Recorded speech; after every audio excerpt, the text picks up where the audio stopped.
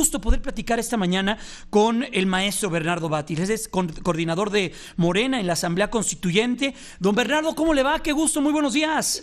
¿Cómo le va? ¿Cómo le va, Jaime? Me gusto en saludarlos también. A sus órdenes. Oiga, pues mire, dieron un paso importantísimo. Veíamos con preocupación mucho el tiempo se acortaba para lo que se dio en cuanto a la Constitución de la Ciudad de México, esa Constitución política en la Asamblea Constituyente, trabajos muy intensos, se aprobó estos días. ¿Qué nos puede platicar? ¿Cuál es la lectura que tiene primero de esta aprobación y de lo que viene para la Ciudad de México con esta nueva Constitución? Es muy importante lo que sucedió, la Constitución, que la Ciudad de México tenga una Constitución, es algo que era una esperanza hace 20, 40, 30 años. Desde el siglo pasado ha habido grupos y personas y partidos que hemos estado pidiendo que la Ciudad de México sea tratada respecto de sus ciudadanos con los derechos plenos, los derechos políticos y civiles en plenitud, y ahora lo logramos, ¿no? Fue un gran paso. ¿Cuáles fueron los retos a vencer? Porque veíamos al principio que conformar los grupos de trabajo les costó trabajo. Una vez ya conformados, la inercia en cuanto a las votaciones y en cuanto a las discusiones comenzó a fluir, pero al principio costó trabajo, ¿verdad? Mire, la verdad es que costó trabajo todo el tiempo. Nosotros unos días antes, unos 6 o 7 días antes de que concluyera el plazo, al final de enero, presentamos formalmente un escrito solicitando que en ejercicio de nuestra soberanía los diputados acordáramos ampliarnos el plazo, porque nuestra meta no era un plazo, un término, sino hacer una buena Constitución, no cumplir un día, una fecha puesta además en forma muy caprichosa, ¿no?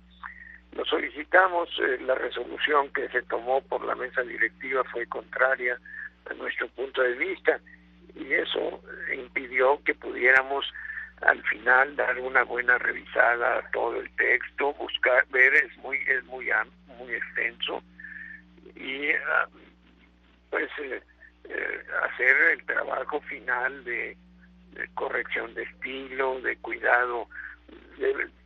Pueden haber pequeños errores. Ya teníamos terminado lo sustantivo, pero faltaba darle una buena presentación. Claro. No aceptaron las prisas, tal como se planeó desde la reforma del 122 a principios del año pasado, pues nos acotó demasiado, ¿no? Trabajamos, la verdad es que con muchas dificultades, eso es lo cierto.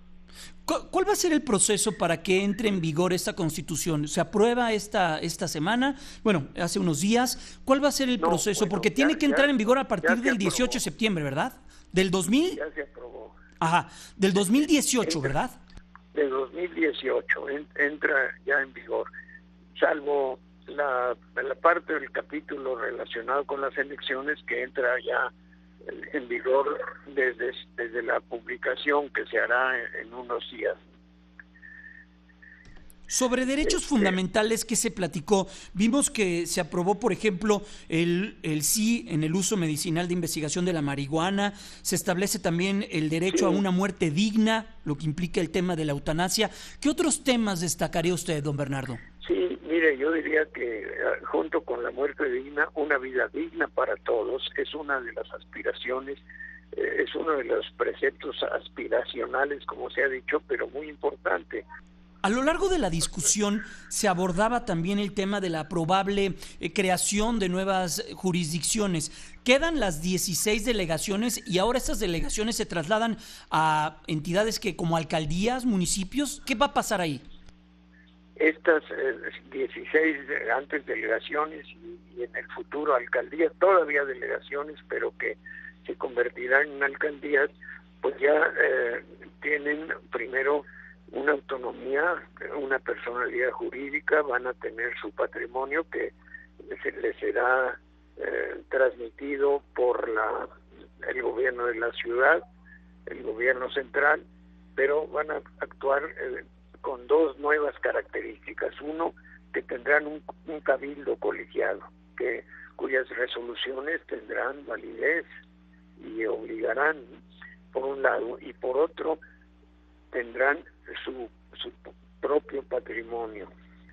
En el cabildo estarán representados pues diversos grupos o tendencias políticas, los partidos que presenten candidaturas, y según el porcentaje de sus votos estarán representados en el cabildo. Ya no será una decisión personal de un delegado como lo es ahora, sino de un cuerpo colegiado encabezado por una autoridad, un alcalde, pero el grupo de gobierno es colegiado. Estamos platicando con el maestro Bernardo Batis, él es coordinador de Morena en la Asamblea Constituyente. Maestro, se planteaba la revocación de mandato. ¿Esto cómo quedó? ¿Pasó? ¿Quedó en la Constitución? Sí quedó en la Constitución, está reconocido, se tiene que regular por una ley secundaria los mecanismos, pero sí queda reconocido, lo mismo que el referéndum. Quedaron acotados porque la integración de la Asamblea o Parlamento fue muy irregular. Fuimos 60 diputados electos que surgimos por el voto popular a través de listas de los partidos, pero 40, para completar los 100, pues fueron designados por los dos ejecutivos, local y federal, unos y otros por las cámaras de senadores y de diputados federales. Entonces, ahí estuvieron representados poderes ya constituidos. Eso le restó legitimidad a la composición, y actuaron, yo lo señalé así en el discurso de cierre de los trabajos, actuaron siempre poniendo obstáculos a que se avanzara claramente en la Constitución. Se logró porque fueron saliendo las cosas, pero siempre con un lenguaje complicado, con límites. Por ejemplo, en el referéndum no pudimos conseguir que fueran los ciudadanos los que decidieran, sino que para que haya referéndum tiene que aprobarlo el Congreso de la ciudad. Y eso pues ya abre por un lado a la participación ciudadana y por otro le pone un obstáculo. Esa fue la labor de estos representantes de poderes que no estaban vinculados directamente con la población y que recibían instrucciones de quienes los nombraron. Uh-huh. Sin embargo, pues el balance es positivo. Para comprender el tamaño del reto en el cual ustedes se enfrentaron, ¿se aprovecharon todas las oportunidades? ¿Se deja a la ciudad con un buen andamiaje, con una muy buena constitución? Se deja a la ciudad con una constitución aceptable, de avanzada, progresista, pero todavía con muchas limitaciones procesales, con redacciones que dejan que desear, barrocas en algunos momentos. Hay como todo avances positivos y también frenos.